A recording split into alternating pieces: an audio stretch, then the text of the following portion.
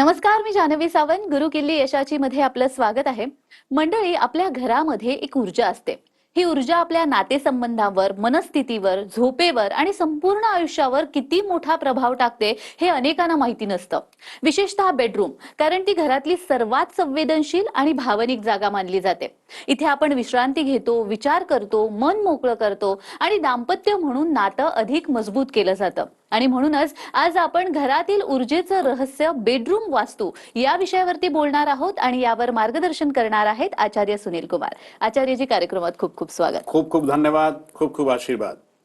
तर विषयाला सुरुवात करण्याआधी आचार्यजींची ओळख करून घेऊयात. आचार्य सुनील कुमार हे गेली 22 वर्ष भाग्य परिवर्तनच्या माध्यमातून घरातील प्रत्येक अडचणीवर योग्य आणि फलदायी मार्ग दाखवत आलेले असल्यामुळे संपूर्ण महाराष्ट्रासह अमेरिका, कॅलिफोर्निया, दुबई पासून देशात दिल्ली, गुडगाव, हैदराबाद, गोवा, इंदौर आणि महाराष्ट्रामध्ये छत्रपती संभाजीनगर, पुणे, नाशिक, मुंबई येथे त्यांची सेंटर्स आहेत. आपणास आपल्या कुठल्याही प्रकारच्या समस्यांवर हमखास उपाय हवा असल्यास स्क्रीनवर दिलेल्या फोन नंबरवर संपर्क साधून आपलं शंका निरसन करून घेऊ शकता. चला तर मग विषयाला सुरुवात करूया. आज आपण घरातील ऊर्जेबद्दल आणि त्यातल्या त्यात बेडरूम मधल्या वास्तूबद्दल बोलतोय. तर बेडरूम मध्ये प्रवेश केल्यानंतर अशी महत्वाची कोणती गोष्ट असायला हवी की जी वास्तूच्या हिशोबाने खूप महत्वाची असते? तुम्ही खूप चांगला विषय मांडला की बेडरूम एक अशी जागा आहे जिथं आपण शांती म्हणजे शांतपणे झोप आली पाहिजे. शांत वातावरण, सुखमय वातावरण आणि आनंदमय वातावरण. आणि कधी कधी काय असतं, या विषयापेक्षा तिथं भांडणं, चिडचिड आणि खूप काही दुसऱ्या विषयांवर चर्चा. तर याच्या एक जे मूल उद्देश जे विषय आहेत तो नेगेटिव्ह एनर्जी. आणि नेगेटिव्ह एनर्जीला आपण पॉझिटिव्ह एनर्जी मध्ये कसं कन्वर्ट केलं पाहिजे या विषयावर मी आज बोलतोय. मास्टर बेडरूम सगळ्यात आधी म्हणजे बेड शब्द जे जोडलेला आहे, तर तुमच्या बेड कुठली दिशेला पाहिजे सगळ्यात महत्वाचं. की ठीक आहे, वास्तुनुसार जे मास्टर बेडरूम आहे त्याला साऊथ वेस्ट डायरेक्शन म्हणजे नैऋत्य कोण मध्ये तुम्ही व्यवस्थित बनवला. पण जे इंटरनल वास्तू, आपला बेड कुठली दिशेला, कारण नैऋत्य कोण मध्ये बेडरूम असतानाही जर तुमची बेडची डायरेक्शन बरोबर नाहीये तर निश्चितपणे तुम्ही बेडरूम मध्ये गेले आणि तिकडे काही ना काही तुमचा वाद सुरू होणार आणि कधी कधी न भांडण्यासारखी गोष्टांवर वाद सुरू होणार. म्हणजे तुम्ही बाहेरून एकदम आनंदित मुद्रामध्ये आले आणि आल्यावर तुमच्यावर जे नेगेटिव्ह एनर्जी आणि मग तुम्हाला राग आला, चिडचिड आणि खूप काही वेळ इतकं जास्त भांडणं होतंय ते तुम्हाला खूप चांगलंपणे माहिती आहे. तर बेडरूम मध्ये बेडची दिशा जी आहे ते तुम्ही साऊथ आयदर वेस्ट म्हणजे साऊथ मध्ये ठेवा नाहीतर वेस्ट. आणि दुसरा प्रश्न की ठीक आहे, आपण बेडची दिशा पण चेंज केली म्हणजे साऊथ डायरेक्शनला बेड लावलं किंवा आपण वेस्ट डायरेक्शनला बेड लावलं, पण म्हणजे आपले जे पाय ते उत्तरकडे नाहीतर पूर्वकडे. आणि आपण हे पण केलं. आता नंबर 2 प्रश्न की आपलं डोकं म्हणजे आपलं जे हेड ते कुठली दिशेला. कधी कधी काय असतं, आपण एकदम विपरीत दिशेला आपण झोपतोय तर तुम्हाला स्वप्न चांगले पडत नाही, वाद सारखं होत आहे, नेगेटिव्ह एनर्जी आणि इथपर्यंत नाही, आजारी पण पडतोय माणूस, आजार पण लावून जातं आणि मानसिक त्रास होतात. आणि कधी कधी आजकाल खूप काही प्रॉब्लेम्स अशी पण चालू आहे की माणसं एकदा झोपला की त्याला परत परत जाग येते, म्हणजे तो कॉन्टिन्युअसली झोपत नाही. आणि जोपर्यंत तुमची डीप स्लिमिंग म्हणजे तुमची जे निद्रा, तुमची जे झोप आहे, जोपर्यंत एकदम व्यवस्थित नाही आहे तुम्ही स्वस्थ राहणार नाही.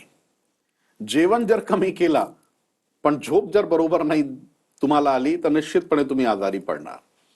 तर हा जे प्रॉब्लेम्स आहेत त्याच्यासाठी जे आपलं डोकं म्हणजे जे आपलं हेड ते आपल्याला साऊथ डायरेक्शनला केलं पाहिजे. साऊथ डायरेक्शन मध्ये तुम्ही तुमचं डोकं ठेवा. आणि खूप काही विषय वस्तू आहे जे आपल्याला लक्ष दिला पाहिजे, पण कमी ते कमी इथपर्यंतही तुम्ही लक्ष दिला की तुमच्या बॅग आणि तुमची डायरेक्शन, तुमची झोपण्याची मुद्रा जर ती व्यवस्थित आहे ना, तर निश्चितपणे बेडरूम मध्ये गेल्यावर तुम्हाला शांतपणे झोप लागणार आणि एकदम आनंदित माहोल राहणार तुमच्या बेडरूमचा.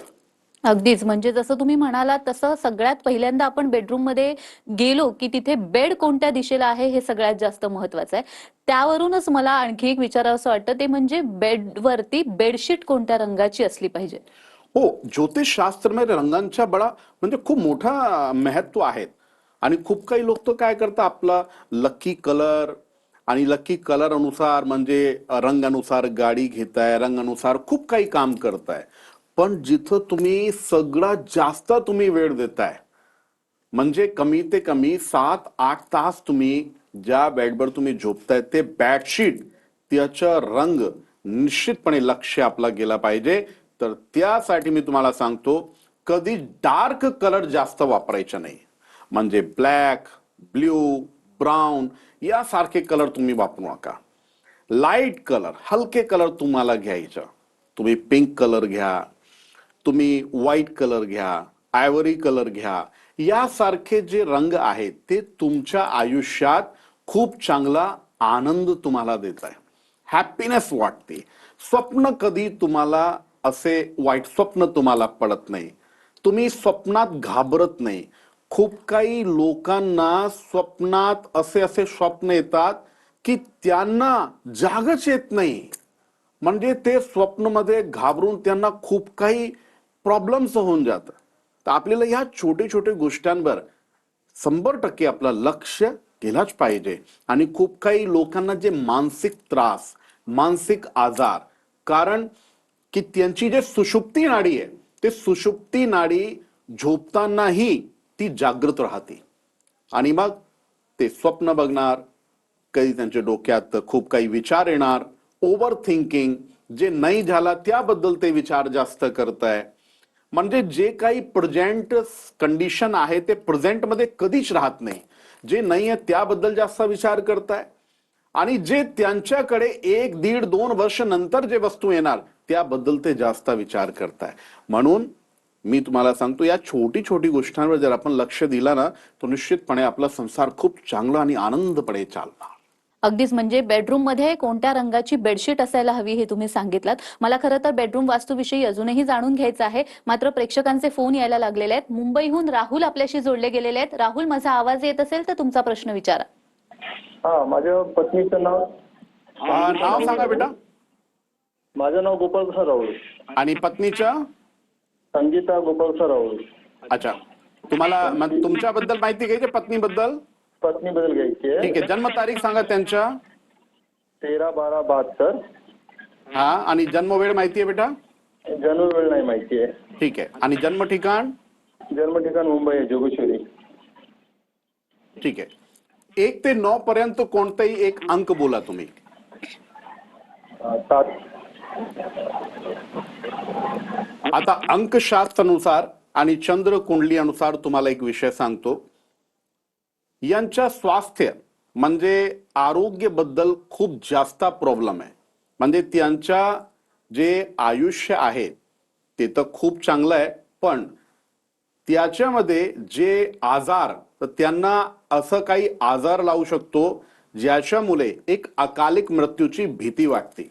जसं हृदयविकार, कर्करोग म्हणजे कॅन्सरची शक्यता, टीव्ही सारखी प्रॉब्लेम, तर यासारखे आजार त्यांना होण्याची शक्यता जास्त आहे. तर मला एक सांगा, काही असं आजार यांना लागलेला आहे का? नाही, म्हणून ते विचारायला होतं मला, त्यांचं आयुष्य किती असेल. हा बेटा, त्यांना आजार लागलाय असाच. काय आजार लागला यांना? त्यांचा कॅन्सर झाला त्यांना. अच्छा, त्याचा ट्रीटमेंट चालू आहे? हा, ट्रीटमेंट चालू आहे. ठीक आहे. कुंडलीमध्ये राहूची पीडा खूप जास्त आहे. त्यासाठी जे जे काही मी उपाय तुम्हाला सांगतो ते उपाय तुम्ही खूप चांगल्यापणे करा. नंबर 1, दर शनिवारी, अमावस्येला, पौर्णिमेला काळी गायीच्या गौमूत्र अंघोळ करताना पाण्यात टाकायचे. आणि प्रयत्न केला पाहिजे की थोडंसं गौमूत्र अर्क त्याच्या सेवन पण करायचं आणि ते अमावस्या आणि पौर्णिमेला तर नक्की करा. नंबर 2, त्यांना एक गोमेद म्हणून एक खडा येतो ते गळ्यात घालायचं. आणि नंबर 3, महामृत्युंजय मंत्रच्या जाप यांच्यासाठी तुम्ही स्वतः करा. रुद्राक्षची माल घ्या आणि रुद्राक्षी माल आणि कुशाच्या आसन जे पद्धत मी सांगतो जर या पद्धतीने केला ना तर निश्चितपणे त्यांना अकालिक मृत्यूची भीती एकदम राहणार नाही. तर रुद्राक्षी माल कुशाच्या आसन आणि दर अमावस्येला जोपर्यंत यांचा आजार एकदम शांत होत नाही तोपर्यंत तुम्हाला दर अमावस्येला तुलादानी करायच्या सप्तधान्याची म्हणजे सप्तधान्य घ्या आणि जेवढा वजन आहे वजनी बरोबर तुम्हाला यांची तुलादानी करायच्या. फक्त हे 4 उपाय करा, निश्चितपणे याच्यातून ते लवकर बाहेर पडणार. खूप खूप आशीर्वाद. निश्चितच मला वाटतं राहुलजींना त्यांच्या प्रश्नाचं उत्तर मिळालं असेलच. तुम्हालाही जर अशा काही शंका असतील तर स्क्रीनवर दिलेल्या फोन नंबरवर नक्की संपर्क करा. आपण या विषयावरती अजून बोलणार आहोत, मात्र वेळ झालेली आहे एका छोट्याशा विश्रांतीची. कुठेही जाऊ नका, पाहत रहा गुरु किल्ली यशाची.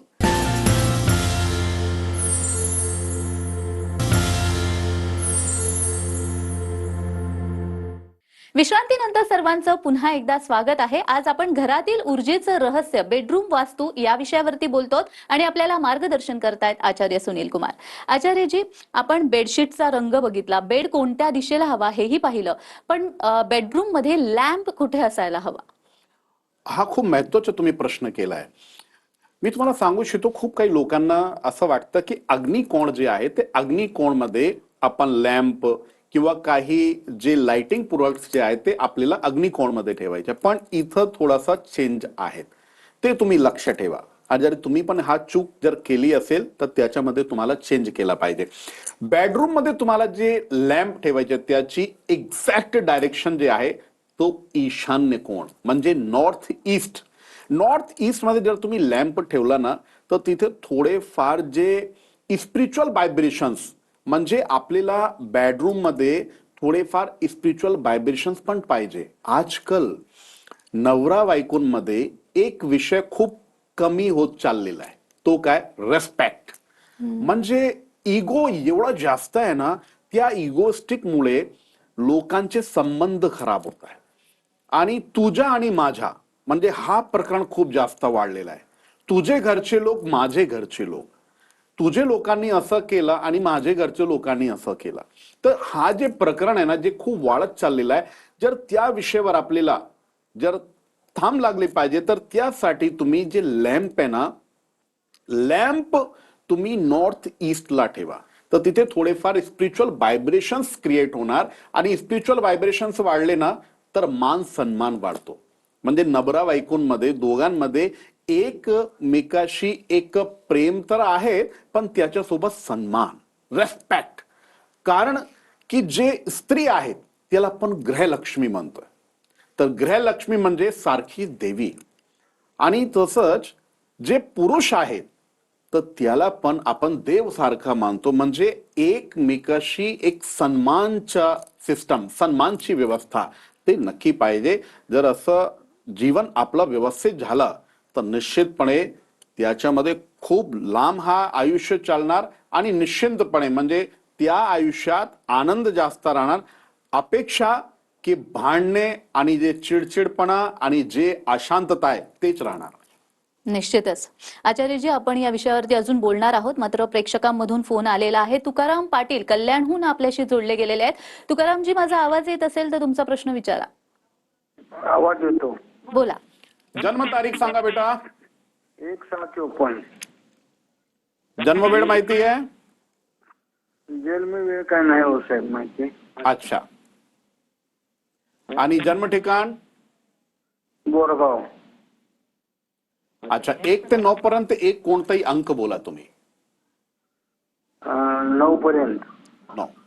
आता मी सांगतो तुम्हाला, मंगलचा अंक तुम्ही बोलले आणि चंद्र कुंडली अनुसार मनात एक भीतीचा वातावरण जे नाही झालेलं आहे ते होण्याची वारंवार शक्यता म्हणजे परत परत तेच विचार येत आहे. आणि नंबर 2, जे मनस्थिती आहे ना ते पूर्णपणे बिघडलेली आहे. म्हणजे आपल्याला जे निर्णय घ्यायचे, आपल्याला जे डिसिजन घ्यायचे ते कॅपॅसिटी राहिलेली नाही आहे. आणि दुसरा, मनस्थिती एवढी वेचन झाली की जे नाही झाला ना ते होण्याची जी शक्यता, म्हणजे जसं आजारीपण, कोणतंही जर आपण काम करायला निघालो त्याच्यामध्ये एक नेगेटिव्ह विचार की हा काम तर होणारच नाही आपल्याकडनं, असे विचार येतात का मनात? आवाज येतो तुम्हाला? येतो. हा, मनात असे विचार येतात का? मनात एक भीतीचं वातावरण आलेलं आहे का? भीतीचं काय नाही, पण हे असे विचार येतात पैशाचे, व्यवहाराचे, हा घरात चिडचिडपणाचे. हा विनाकारण सगळ्या गोष्टी चांगल्या असताना चिडचिडपणा होतो मनाला माझ्या. म्हणून मन एकदम अशांत राहतो. हा, अशांत राहते आणि मनात शांतता नाही मला. अच्छा, ठीक आहे, एक काम करा तुम्ही. आणि माझी बायपास झालेली आहे.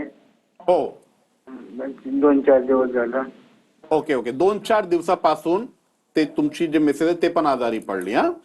एक काम करा, जे तुमच्या मन आहे ना जे खूप अशांत राहतो, घरात चिडचिडपणा राहतो, आज आपण या विषयावर बोलतो. जर तुमच्या बेडरूम मध्ये काही याच्यामधून काही चुकीच्या वस्तू ठेवलेली आहेत त्याच्यामध्ये चेंज करा, परिवर्तन करा. आणि नंबर 2, अजून एक विषय सांगतो मी तुम्हाला की दर सोमवारी आणि दर पौर्णिमेला गायच्या कच्च्या दूध घ्या तुम्ही आणि ते दूध शिवलिंगवर अर्पित करायच्या आणि मंत्र बोलायच्या, ओम नमः शिवाय, महामृत्युंजय मंत्र, हे दोन्ही मंत्र बोलून मग तुम्ही दूध अर्पित करा. आणि नंबर 2, 21 बिलपत्र घ्या आणि पांढरं चंदन लावायचे तुम्हाला आणि लावून ओम नमः शिवाय बोलून मग तुम्हाला हे बिलपत्र अर्पित करायचं.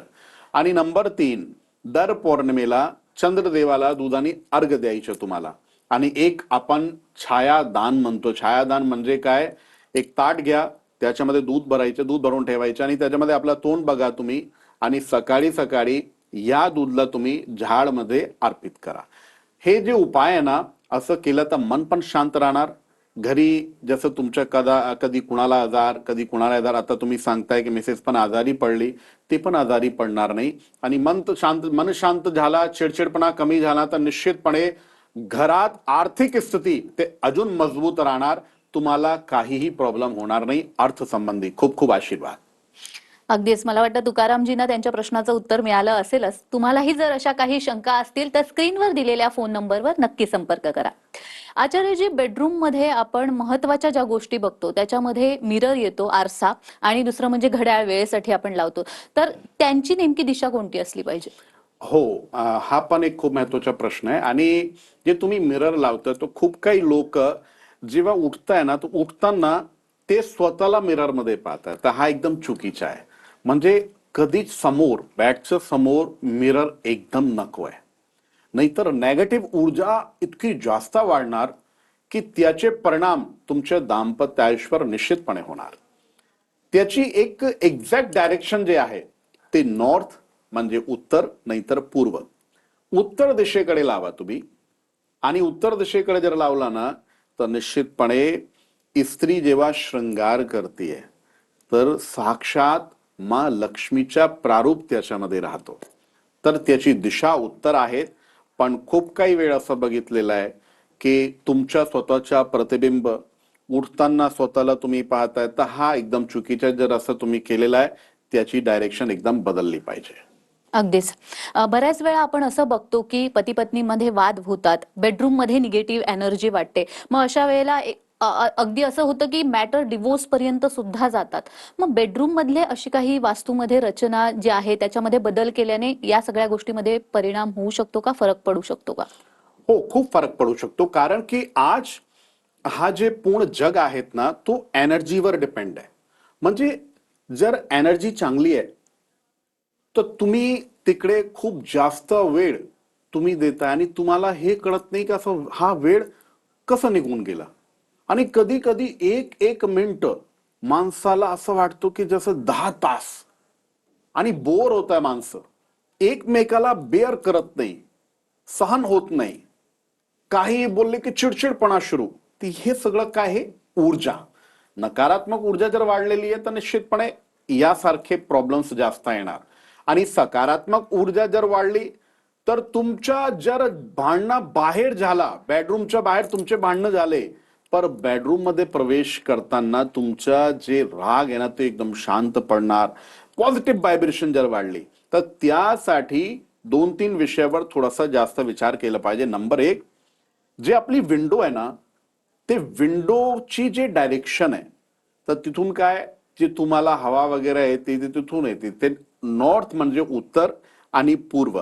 तर उत्तर पूर्व जर ह्या दिशेला आपण थोडासा उघडला किंवा विंडो वगैरे या दिशेला आहे तर निश्चितपणे घरात म्हणजे बेडरूम मध्ये सकारात्मक ऊर्जा वाढणार. आणि नंबर 2, कधी कधी आपण काय करतो की जे आपले डोर म्हणजे दरवाजे, ते खिडकीचे असू द्या, बेडरूमच्या डोर असू द्या, त्याच्यामध्ये आवाज येते. म्हणजे करतात. आपण उघडताना लावताना तर जे आवाज येते ना ते पण बरोबर नाहीये. जर ह्यासारखी आवाज वगैरे येते ना तर तिथं नेगेटिव्ह ऊर्जा, नेगेटिव्ह एनर्जी जास्त वाढते, त्यांचे प्रमाण जास्त वाढत आहे. तर हे पण नको एकदम. म्हणजे बेडरूम म्हणजे एकदम शांत वातावरण. तर याकडे थोडाफार आपण जर लक्ष दिला तर निश्चितपणे यासारखी प्रॉब्लेम्स येणार नाही, वाद होणार नाही, चिडचिडपणा होणार नाही. अगदीच म्हणजे घरामध्ये पॉझिटिव्ह एनर्जी येण्यासाठी आणि जिथे आपण सगळ्यात जास्त वेळ घालवतो तो बेडरूम, तिथे सुद्धा पॉझिटिव्ह एनर्जी असली पाहिजे आणि त्यासाठी वास्तुरचनेमध्ये महत्त्वाचे हे बदल करण्यात आलेच पाहिजेत. आज तुम्ही आलात इथे आणि खूप छान मार्गदर्शन केलं, त्यासाठी खूप खूप धन्यवाद. खूप खूप धन्यवाद आणि तुम्हाला आशीर्वाद. श्रीर्वर्चस्वम् आयुष्यम् आरोग्यम् अभिदाचनम् मय्यते धनं धान्यं पशुं पुत्र पौत्र लाभम शत संवत्सरम दीर्घमायुः. तर गुरुकिल्ली यशाची मध्ये आज आपण इथेच थांबतोय. पुन्हा भेटूया एका नवीन विषयासह. तुम्ही कुठेही जाऊ नका, पाहत रहा TV9 मराठी.